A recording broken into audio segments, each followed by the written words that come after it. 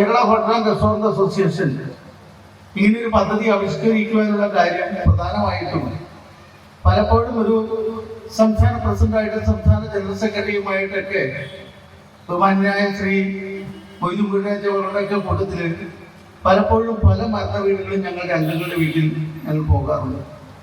എപ്പോഴും വീട്ടൊക്കെ വെച്ചുകൊണ്ട് പോകുമ്പോൾ അതിൻ്റെ ഉള്ളിൽ കിടക്കുന്ന ചില വിഷമതകൾ അത് നമ്മൾ അറിയുമ്പോഴാണ് നമുക്കതിൻ്റെ ബുദ്ധിമുട്ടുകൾ മനസ്സിലാക്കുന്നത്. കാരണം കേരളത്തിലെ 70% വരുന്ന ചെറുകിട ഹോട്ടൽ ബേക്കറി ലോഡ്ജിംഗ് രംഗത്തുള്ള KHR അംഗങ്ങളെ സംബന്ധിച്ചിടത്തോളം ഒരു ദിവസം മുഴുവൻ കഷ്ടപ്പെട്ടാൽ സ്വന്തം കുടുംബത്തിന്റെ ഉപജീവനം നടത്താമെന്നല്ലാതെ ഒരു നീക്കിബാക്കി ഇല്ലാത്ത സമൂഹമാണ് കേരളത്തിൽ ഈ രീതിയിൽ പ്രവർത്തിക്കുന്ന റെസ്റ്റോറന്റ് ബേക്കറി മേഖല എന്നുള്ളതാണ് ഒരു യാഥാർത്ഥ്യം.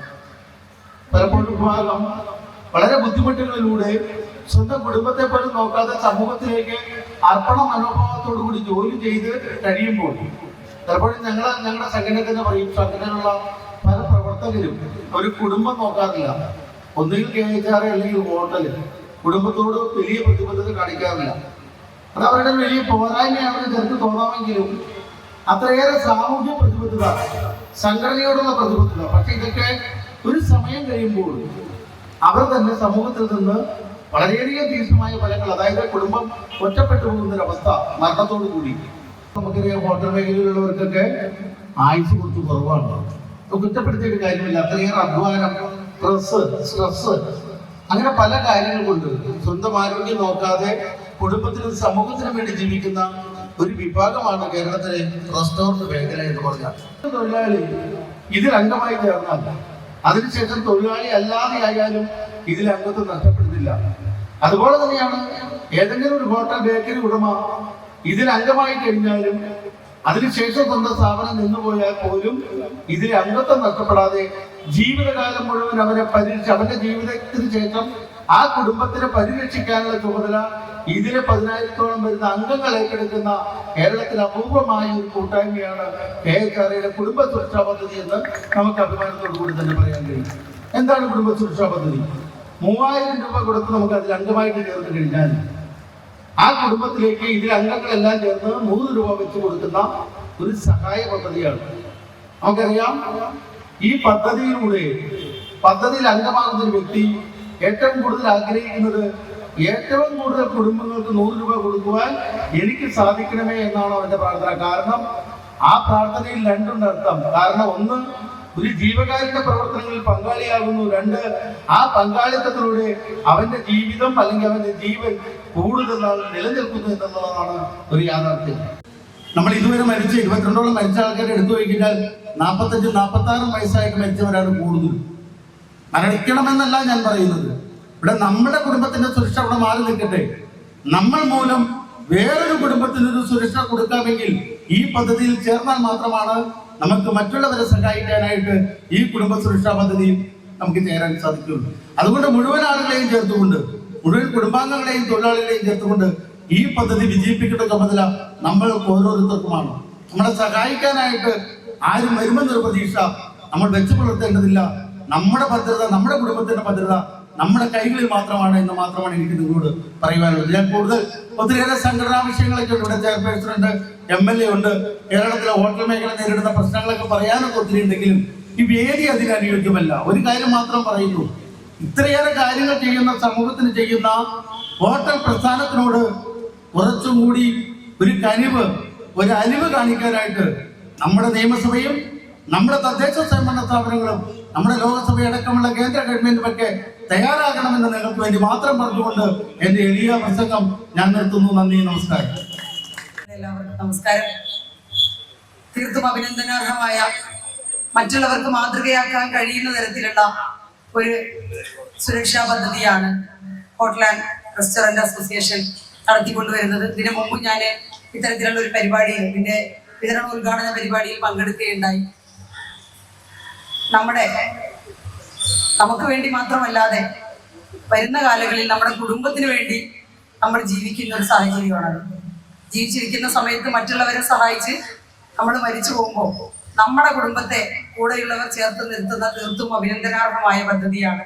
മറ്റുള്ളവർക്ക് മാതൃകയാക്കാവുന്നതാണ് എന്നാണ് എനിക്ക് സാന്ദർഭികമായിട്ട് സൂചിപ്പിക്കാനുള്ളത്. കുറെ പ്രയാസങ്ങളൊക്കെ പറയുണ്ടായി. ഇതുമായി ബന്ധപ്പെട്ട് ഹോട്ടൽ ആൻഡ് റെസ്റ്റോറന്റ് അസോസിയേഷനിലും ഹോട്ടലുകളൊക്കെ സംസ്ഥാന സർക്കാരും തദ്ദേശ സ്വയംഭരണ സ്ഥാപനങ്ങളും ഒക്കെ കനിവ് കാട്ടണം എന്നൊക്കെ പറയുണ്ടായി. അങ്ങോട്ടും ഇങ്ങോട്ടൊക്കെ കനിവ് കാട്ടി നമുക്ക് നല്ല രീതിയിൽ ഇങ്ങനെ പോവാന്നാണ് എനിക്ക് സൂചിപ്പിക്കുന്നത്. നല്ല ഭക്ഷണം കൊടുക്കുന്ന കാര്യത്തില് പരമാവധി ശ്രദ്ധിക്കുമ്പോൾ തദ്ദേശ സ്വയംഭരണ സ്ഥാപനങ്ങൾ ആ രീതിയിൽ അങ്ങോട്ട് ശ്രദ്ധിക്കും. അതിലെന്തെങ്കിലും വീഴ്ച വരുമ്പോഴാണ് ഇപ്പുറത്തും വീഴ്ച വരുന്നത്. സാന്ദർഭികമായിട്ട് സൂചിപ്പിക്കുകയാണ്, നല്ല ഭക്ഷണം കൊടുക്കാൻ പറ്റണം. ഹോസ്പിറ്റലുകളും ഡയാലിസിസ് സെന്ററുകളും കൂടി വരുന്ന കാലഘട്ടത്തിൽ ഏറ്റവും നല്ലതും ഏറ്റവും ഫ്രഷ് ആയതുമായ ഭക്ഷണം ജനങ്ങൾക്ക് കൊടുക്കാനും അവരുടെ ആരോഗ്യം, നമ്മളുടെ ആരോഗ്യ സുരക്ഷാ പദ്ധതിയിലൂടെ നമ്മളുടെ ആരോഗ്യം ഉറപ്പുവരുത്തുമ്പോൾ നമ്മളെ വിശ്വസിച്ച് നമ്മളെടുത്ത് വന്ന് ഭക്ഷണം കഴിക്കാനിരിക്കുന്നവരുടെ ആരോഗ്യം കൂടി നമ്മൾ ഉറപ്പുവരുത്തണമെന്ന് ഒരു അധ്യക്ഷ എന്ന നിലയിൽ സൂചിപ്പിക്കുകയാണ്. തീർച്ചയായും നിങ്ങൾ നടത്തി വരുന്ന ശരിക്കും പറഞ്ഞാൽ പുണ്യമുള്ള കാര്യമാണ്. വിശന്ന് വരുന്നവന്റെ ഭക്ഷണം വിശപ്പടക്കുകയും അതോടൊപ്പം തങ്ങൾക്ക് വേണ്ടിയുള്ള തങ്ങളുടെ കുടുംബത്തിന് വേണ്ടിയുള്ള ലാഭം ഉണ്ടാക്കുകയും ചെയ്യുമ്പോൾ അത് നമുക്ക് മാത്രമല്ല അത് കഴിക്കുന്നവന്റെ കുടുംബത്തിന് കൂടി ഗുണം ഉണ്ടാകുന്ന തരത്തിലേക്ക് മാറേണ്ടതുണ്ട് എന്ന് സൂചിപ്പിക്കുന്നു. ഈ ഒരു ചടങ്ങിലേക്ക് ക്ഷണിച്ചതിലുള്ള നന്ദി സന്തോഷമൊക്കെ അറിയിക്കുന്നു. എല്ലാവർക്കും എല്ലാവിധ അഭിവാദ്യങ്ങളുമായി നന്ദി.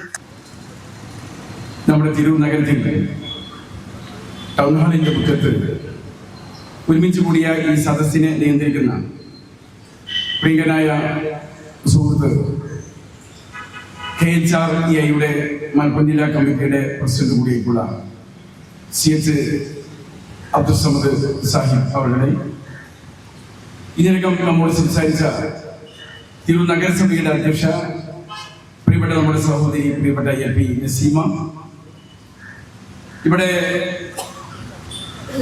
കേരളത്തിലെ റെസ്റ്റോറന്റ് ഹോട്ടലുകളും റെസ്റ്റോറന്റുകളും നേരിടുന്ന പ്രശ്നങ്ങളെ കുറിച്ച് ചെറു സൂചന നൽകി നമ്മൾ സംസാരിച്ച ഏറ്റവും പ്രിയങ്കനായ KHREIയുടെ സംസ്ഥാന അധ്യക്ഷൻ കൂടിയായിട്ടുള്ള സുഹൃത്ത് G ജയപാൽ അവരുടെ ഇവിടെ സ്വാഗതം ആശംസിച്ച സംസ്ഥാന കമ്മിറ്റിയുടെ വൈസ് പ്രസിഡന്റും നമ്മുടെ പ്രിയങ്കരനുമായിട്ടുള്ള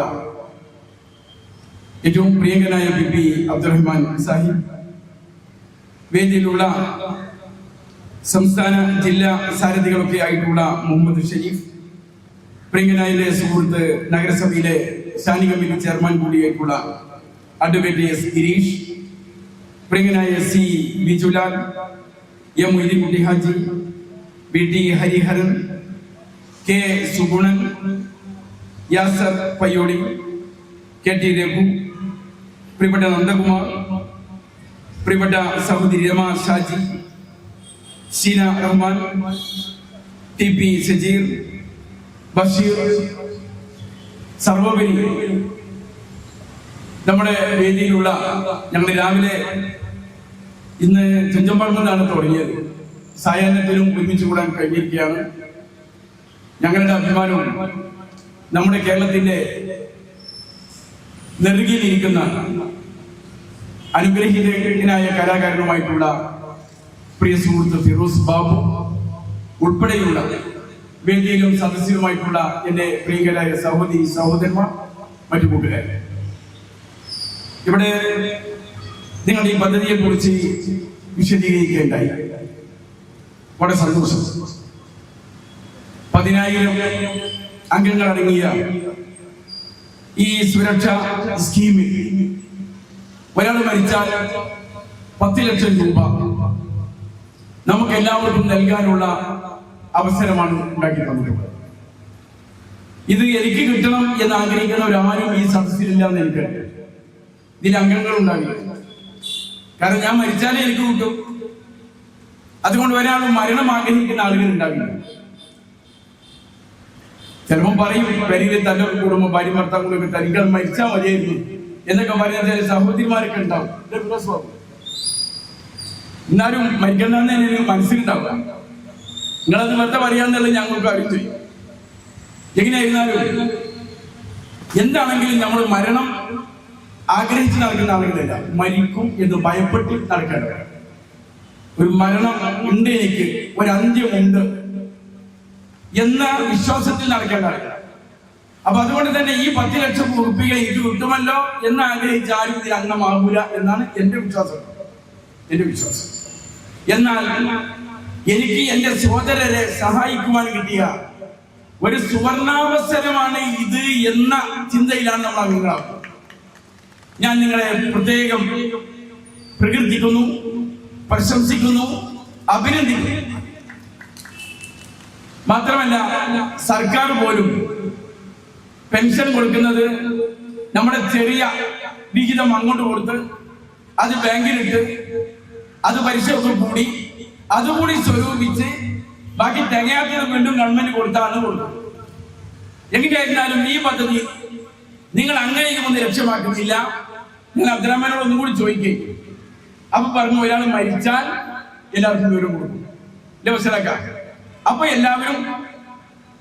എല്ലാവരും ഈ 100 രൂപ കൊടുക്കുക. 10,000 ആളുകൾ 100 രൂപ. ഇന്നിപ്പോ 100 രൂപ എന്നൊക്കെ പറയുമ്പോൾ വലിയ തുകയല്ല. പക്ഷെ 100 രൂപന്റെ ഒരു വലിപ്പമൊക്കെ പോകുമ്പോൾ നമുക്കറിയാം. പണ്ട് 1 രൂപക്കുള്ള വില എനിക്കിപ്പോൾ ഓർമ്മയുണ്ട്. നമ്മുടെ സിറ്റിങ്ങളെ ഹോട്ടലിൽ വന്നാലും 10 പൈസയായിരുന്നു ചായന്റെ വില. ഞാൻ തിരൂർ അങ്ങാടി കാണുന്ന കാലത്ത് പൊറോട്ടയും ഇറച്ചും ചായയും കുടിച്ചാൽ 25 പൈസ മതിയായിരുന്നു. എന്നാൽ 25 പൈസന്റെ മുതല് 100 രൂപയ്ക്ക് കിട്ടൂല. അപ്പൊ അതിന്റെ വില ഒന്ന് പറയാൻ അത്രണ്ട് അതിന്റെ വലുപ്പം എന്നുള്ളത് അറിയാൻ ഞാൻ സൂചിപ്പിച്ചതാണ്. അപ്പൊ ഞാൻ ചോദിച്ചു അബ്ദുറഹ്മാനോട്, 10,000-ൽ കൂടുതൽ ആളുകൾ ഉണ്ടായാലും നിങ്ങൾക്ക് ലാഭാവൂലേ എന്ന് ഉദ്ദേശിച്ച് ഞാൻ ചോദിച്ചത്. അപ്പൊ വേറൊരു സ്കീം കൂടി ആരംഭിക്കും. വേറൊരു 10,000 ആളില്ലേ വേറൊരു സ്കീം. അപ്പൊ അങ്ങനെ എത്ര സ്കീം ഉണ്ട്? ഒന്നും. അപ്പൊ ഇതിലൊരു എനിക്കൊരു ആകർഷണീയത തോന്നി. അതുകൊണ്ട് ഞാൻ വളരെ സന്തോഷത്തോടു കൂടി, ഹൃദയം നിറഞ്ഞ സന്തോഷത്തോടു കൂടി നിങ്ങളെ പ്രത്യേകം അഭിനന്ദിക്കാൻ ഞങ്ങളെ തിരൂരിൽ വെച്ച് ഈ സായാഹ്നത്തെ ഞാൻ ഉപയോഗപ്പെടുത്തി. അപ്പൊ ഇതുപോലെയുള്ള പദ്ധതികളുമായി നമുക്ക് മുന്നോട്ട് പോകേണ്ടത്. പിന്നെ ഇവിടെ പ്രിയങ്കരായ സുഹൃത്ത് ജയപാൽ, ഞാൻ ഇവിടെ ഈ വേദി അതിന് ഉപയോഗപ്പെടുത്തുന്നില്ല എന്നൊക്കെ പറഞ്ഞപ്പോഴും അതിനുള്ളിലുണ്ടല്ലോ എന്തോ ഒന്ന്. അപ്പൊ ഞാൻ ചോദിക്കുക, എന്താണ് വലിയ വിഷയം എന്ന് ചോദിച്ചു. അപ്പൊ ഇപ്പോഴത്തെ അന്വേഷണങ്ങൾ, പരിശോധനകൾ മുനിസിപ്പൽ ചെയർപേഴ്സൺ ഇവിടെ ഉണ്ട്. അപ്പോ ഹെൽത്തിൽ നിന്നൊക്കെ ആളുകളൊക്കെ വരും. അപ്പൊ ഞാൻ പറഞ്ഞപ്പോ എനിക്ക് തോന്നി അതിലൊരു വസ്തുത ഉണ്ട് എന്നെനിക്ക് തോന്നി. അതായത് ഭക്ഷണ വസ്തുക്കൾ ഉപയോഗിക്കാൻ പറ്റാത്ത, ഭക്ഷ്യയോഗ്യമല്ലാത്ത ഭക്ഷണങ്ങൾ വിൽക്കുന്നുണ്ട് എങ്കിൽ അത് പിടിച്ചെടുത്ത് പ്രദർശിപ്പിച്ച് പത്രത്തിൽ വാർത്തയാക്കി പിന്നെ ഫൈനൊക്കെ അടുപ്പിച്ച് വിടുന്നു. അപ്പൊ ഇവരെ കണ്ണു വെട്ടിച്ച് വീണ്ടും നടത്താം കച്ചവടം അല്ലേ? ഇപ്പോഴത്തെ സാഹചര്യത്തിൽ അല്ലേ? നിങ്ങൾ നടത്തില്ലാന്ന് എനിക്കറിയാം. എനിക്ക് ഇവിടുത്തെ സ്റ്റേജ് വന്നെ അറിയിപ്പോണ്ട്. പക്ഷേ ഗവൺമെന്റിന് ആ നയം മാറ്റേണ്ടത്. അത് ശിക്ഷിക്കപ്പെടുന്ന തന്നെ വേണം. ശിക്ഷിക്കപ്പെടണം. ഭക്ഷ്യയോഗ്യമല്ലാത്ത ഭക്ഷണം വിതരണം ചെയ്യുന്ന ഹോട്ടൽ ഉടമ എന്റെ ഏറ്റവും ഭയങ്കര സുഹൃത്താണ് അബ്ദുറഹ്മാന്റെ ഹോട്ടൽ. ഇതുവരെ അങ്ങനെ ഒരു അനുഭവം ഉണ്ടായിട്ടില്ല. അബ്ദുറഹ്മാന്റെ ഹോട്ടലാണെങ്കിൽ പോലും ശിക്ഷിക്കപ്പെടണം. എന്റെ പ്രവാചകൻ മുഹമ്മദ് മുസ്തഫ തങ്ങൾ പറഞ്ഞു, എന്റെ മകൾ ഫാത്തിമയാണ് കട്ടതെങ്കിൽ ഞാൻ അവളുടെ കൈ പിടിക്കും. എന്റെ മകളെ കുറിച്ച് മറ്റൊരെടുത്ത് പറഞ്ഞു, എന്റെ ഫാത്തിമ എന്റെ കരളിന്റെ കഷ്ടമാണ്. എന്റെ കരളിന്റെ കഷ്ടമാണ് ഫാത്തിമ എന്ന് പറഞ്ഞ പ്രവാചകൻ പറഞ്ഞു, എന്റെ മകളാണ് കട്ടതെങ്കിൽ ആ നാടിന്റെ ഭരണാധികാരിയാണ്, ഇസ്ലാമിക സാമ്രാജ്യത്തിന്റെ അധിപനായ പ്രവാചകൻ പറഞ്ഞു, എന്റെ മകൾ ഫാത്തിമയാണ് കട്ടതെങ്കിൽ ഞാൻ അവളുടെ കൈ പിടിക്കും. നമ്മുടെ ഭരണകൂടങ്ങൾ അനുഷ്ഠിക്കേണ്ടത് അതാണ്. ഒരു ഹോട്ടൽ ഉടമ ഭക്ഷ്യയോഗ്യമല്ലാത്ത ഭക്ഷണം വിതരണം ചെയ്താൽ ആ ഹോട്ടൽ ഉടമ ശിക്ഷിക്കപ്പെടണം. ഇനി ഹോട്ടൽ ഉടമയറിയാതെ അവിടുത്തെ വിതരണക്കാരോ പാകം ചെയ്യുന്ന ആളുകളോ എളുപ്പം നോക്കി എന്തെങ്കിലുമൊക്കെ കുറുക്കുവിദ്യ നടത്തിയാൽ അവർ ശിക്ഷിക്കപ്പെടും. ശിക്ഷ കുറ്റം ചെയ്തവന് അനിവാര്യമായി ലഭിക്കേണ്ട ഒരു സംഗതിയാണ്. എന്നാൽ ഇതിന്റെ പേരിൽ പ്രദർശിപ്പിച്ചാൽ ഈ ഹോട്ടലിന് ആളുകൾ വെറുക്കും, ഈ വ്യാപാരത്തോടെ ആളുകൾ അകലും, ആ സ്ഥാപനം തകരും. അവിടെ എത്രമാത്രം ജീവനക്കാരുണ്ടാവും? ഒരു ഹോട്ടൽ, ഒരു ചെറിയ ഹോട്ടൽ, ഞാനും ചെറിയ ഹോട്ടലിൽ കച്ചവടം നടത്തിയിരുന്നു. 2-3 ജീവനക്കാർ അവിടെ ഉണ്ടായിരുന്നു. അപ്പൊ ഒരു സ്ഥാപനം തുടങ്ങുമ്പോ നമ്മളിങ്ങനെ കാണും, ഓ ഇത് ഇന്ന ആളതാണ്, എന്താ നല്ല ഹോട്ടൽ, എന്താ വരുമാനം എന്നൊക്കെ നമ്മൾക്ക് ഇങ്ങനെ തോന്നും മനസ്സിൽ. പക്ഷെ ഈ തോന്നൽ നമ്മൾ ഉൾക്കൊള്ളുന്നത് എന്താന്ന് കരുതിയാൽ, ആ ഒരു ഹോട്ടലിൽ ഏത് സ്ഥാപനമാണെങ്കിലും കുറെ കുടുംബങ്ങളെ ജീവിപ്പിക്കുന്നുണ്ട് ഇത് എന്ന് നമ്മൾ മനസ്സിലാക്കണം. കുറെ കുടുംബങ്ങളെ. ഇപ്പൊ ഗവൺമെന്റിന് ജോലി കൊടുക്കേണ്ടത് ഗവൺമെന്റിന്റെ കടമയാണ്, തൊഴിൽ കൊടുക്കേണ്ടത്. എന്നാൽ ഇവിടെ ഈ ഹോട്ടലിലുള്ള ആളുകൾക്ക് തൊഴിൽ കൊടുത്തത് ആരാ? ഇവിടുത്തെ ഈ ടൗണിലെ കച്ചവട പീടികയിൽ കച്ചവടം ചെയ്യുന്ന ആളുകൾക്ക് തൊഴിൽ കൊടുത്തത് ആരാ? ഗവൺമെന്റിന് ഒരു ഉത്തരവാദിത്വമില്ല. അവരെ സംരക്ഷിക്കുന്നതും അവർക്ക് ശമ്പളം കൊടുക്കുന്നതും അവരെ നിയമിക്കുന്നതും ഒക്കെ അതിനുടമസ്ഥരാണ്. അവർ സർക്കാരിന് ഭാരം കൊടുക്കും. നാട്ടിൽ തൊഴിലാ പണികളെ എണ്ണം ചുരുക്കാൻ ഈ സമാന്തര സംവിധാനം നമുക്ക് ഉപകാരപ്പെടും. അപ്പൊ അങ്ങനത്തെ ഏജൻസികളെ പ്രോത്സാഹിപ്പിക്കണം. അതുകൊണ്ട് ബിസിനസ്സുകാരെ അവർക്ക് വേണ്ട സൗകര്യങ്ങൾ ചെയ്തു കൊടുക്കുകയും കള്ളക്കച്ചവടം നടത്താതിരിക്കാൻ ഗവൺമെന്റ് നിയമനിർമ്മാണം നടത്തുകയുമാണ് വേണ്ടത്. ഞാൻ പ്രസിഡന്റിനോട് പറഞ്ഞിട്ടുണ്ട്, ഇതൊന്ന് എഴുതി തന്നാൽ ഞാൻ സഭയിൽ ഉന്നയിക്കാം എന്ന് ഞാൻ പറഞ്ഞിട്ടുണ്ട്. എനിക്കൊരു അവസരം കിട്ടുകയാണെങ്കിൽ ഞാൻ ഉന്നയിക്കാൻ ശ്രമിക്കും എന്നുകൂടി ഞാൻ നിങ്ങളോട് പറയാൻ ആഗ്രഹിക്കാം. ഞാൻ മറ്റു കാര്യങ്ങളിലേക്കൊന്നും പോകുന്നില്ല. വളരെയേറെ ഉപകാരപ്പെടും, ആകർഷകവും വളരെയേറെ പുണ്യമുള്ളതും എന്നാൽ ആർക്കും വലിയ ഭാരമില്ലാത്തതുമായിട്ടുള്ള ഒരു സുരക്ഷാ പദ്ധതിയാണ് നമ്മൾ നടപ്പിലാക്കിയത്. ഞാൻ ഒരിക്കൽ കൂടി നിങ്ങളെ ഹൃദയം തൊട്ട് അഭിവാദ്യം ചെയ്തുകൊണ്ട്, നിങ്ങളെ പ്രത്യേകം അഭിനന്ദിച്ചുകൊണ്ട് ഇതിന്റെ ഔപചാരികമായി ഉദ്ഘാടന കർമ്മം നിർവഹിച്ചതായി ഞാൻ അറിയിക്കുന്നു. അഭിവാദ്യങ്ങൾ. ജയ് ഹിന്ദ്.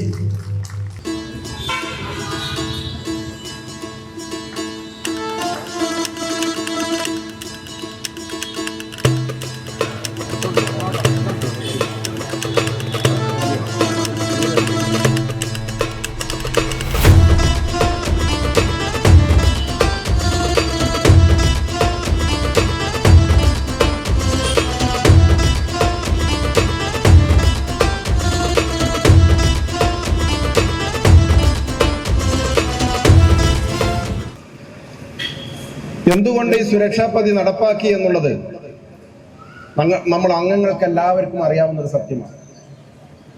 നമുക്കറിയാം, കൊറോണ കാലത്ത് നമ്മൾ വിട്ട വ്യാപാരി അംഗങ്ങളുടെ വീടുകളിലൊക്കെ പോയപ്പോൾ പരസ്പരം സഹായിക്കാൻ കഴിയാതെ അവരാശ്വസിക്കാൻ മാത്രം സമയം കണ്ടെത്തി തിരിച്ചു വന്നവരാണ് കേരളത്തിലെ വ്യാപാര സമൂഹം.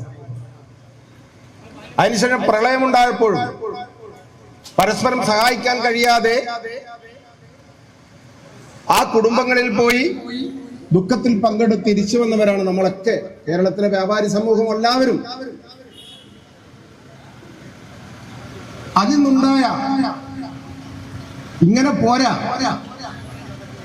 ഒരു വ്യാപാരി മരണപ്പെട്ടാൽ ആ കുടുംബത്തിന് ആശ്വാസം നൽകുവാൻ നമുക്ക് കഴിയണമെന്നുള്ള നിശ്ചയദാർഢ്യത്തിന്റെ ഒരു ഉദാഹരണമാണ് ഇന്ന് ഞങ്ങളുടെ അഭിമാനമായ നേതാവിന്റെ നേതൃത്വത്തിൽ ഇവിടെ ഇന്ന് വിതരണം ചെയ്തിരിക്കുന്നത്. നമ്മുടെ MLA പറഞ്ഞതുപോലെ തന്നെ നമ്മുടെ അംഗങ്ങൾ മനസ്സ് വെച്ചാൽ, നമ്മുടെ തൊഴിലാളികളെ കൂടി പങ്കാളികളായാൽ ഭാവിയിൽ നമുക്ക് ചികിത്സാ സഹായം വരെ നടപ്പാക്കാൻ നമുക്ക് കഴിയും. ആ രീതിയിലേക്ക് നമ്മുടെ പദ്ധതി വിപുലീകരിച്ച് മുന്നോട്ട് പോകാൻ തന്നെയാണ് KHRA മുന്നോട്ട് പോകുന്നത്. ഇതിനു വേണ്ടി ഇവിടെ എത്തിയിട്ടുള്ള എല്ലാവരെയും ഞാൻ അഭിവാദ്യം ചെയ്തുകൊണ്ട് നിർത്തുന്നു. നന്ദി, നമസ്കാരം. ഇവിടെ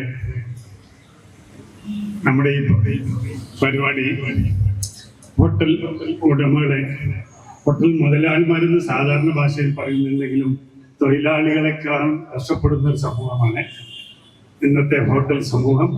അതോടൊപ്പം തന്നെ അതിൻ്റെ തൊഴിലാളികളെയും ഉൾപ്പെടുത്തിക്കൊണ്ടുള്ള ഈ പദ്ധതി, അതിൽ തന്നെ ഈ 10,000-ൽ കൂടുതൽ ആളുകൾ അംഗങ്ങളാവുമ്പോൾ ഇവിടെ നേരത്തെ സൂചിപ്പിച്ച പോലുള്ള ആരോഗ്യ സുരക്ഷ വരെ നമുക്ക് നടത്താൻ സാധിക്കും എന്നുള്ള പദ്ധതിയോടുകൂടിയാണ് ഇതുകൊണ്ട് മുന്നോട്ട് പോകുന്നത്. ഇതിന് എല്ലാവിധ ആശംസകളും നേരുന്നതോടൊപ്പം ഇവിടെ ഒരു സുനാമി അവിടെ നടന്നപ്പോ ആദ്യമായിട്ട് തെക്കോട്ട് ഭക്ഷണം എത്തിച്ചത് KHRയാണ്. അതുപോലെ പ്രളയം വന്നപ്പോഴും മണിക്കൂറുകൾക്കകം ഭക്ഷണം കൊടുത്തു. അതേപോലെ തന്നെ വയനാട്ടിൽ ഇപ്പോ ഭക്ഷണം കൊടുത്തു. അപ്പൊ ഭക്ഷണത്തിന്റെ ഇതെല്ലാം ഈ സംഘടന ചെയ്യുന്ന നന്മകളെ, അതോടൊപ്പം തന്നെയാണ് ഈ കാര്യങ്ങളെല്ലാം ചെയ്യുന്നതന്നെ.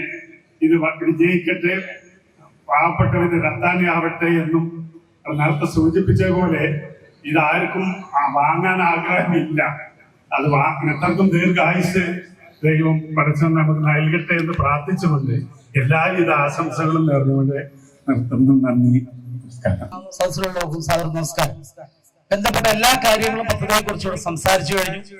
സ്വാഭാവികമായിട്ട് ഇങ്ങനൊരു പദ്ധതി സംഘടന വിഭാവനം ചെയ്യുമ്പോൾ ഉണ്ടായ ഒരു സന്തോഷവും ഇവിടെ എല്ലാവരും പങ്കുവച്ചു. തീർച്ചയായിട്ടും ഈ പദ്ധതി മുമ്പോട്ട് കൊണ്ടുപോകാൻ ഈ തിരുവിലുള്ള എല്ലാ അംഗങ്ങളും ഒന്നുകൂടി പരിശ്രമിക്കണം എന്നാണ് എനിക്ക് ആമുഖമായിട്ട് പറയാനുള്ളത്. തീർച്ചയായിട്ടും ഇങ്ങനെയൊരു നല്ലൊരു ഓപ്പൺ വേദി ഇവിടെ സംഘടിപ്പിക്കുകയും ഇങ്ങനെ നല്ല രീതിയിൽ ഇതിനെ കാണുകയും ഇത് പ്രോത്സാഹിപ്പിക്കുകയും ചെയ്ത ഈ തിരൂര് യൂണിറ്റിനെയും ഒപ്പം മലപ്പുറം ജില്ലയെയും അഭിനന്ദിക്കുന്നു. തീർച്ചയായിട്ടും നമ്മുടെ ഈ പദ്ധതി പരിപൂർണമായിട്ട് മുമ്പോട്ട് കൊണ്ടുപോകാൻ മലപ്പുറം ജില്ല ഉൾപ്പെടെ തിരുവല്ല യൂണിറ്റ് ഉൾപ്പെടെ എല്ലാവരും സജീവമായി പങ്കാളിത്തം ഒന്നുകൂടി ഉറപ്പുവരുത്തണമെന്ന് പറഞ്ഞുകൊണ്ട് എന്റെ എളിയ വാക്കുകൾ നിർത്തുന്നു. നന്ദി, നമസ്കാരം.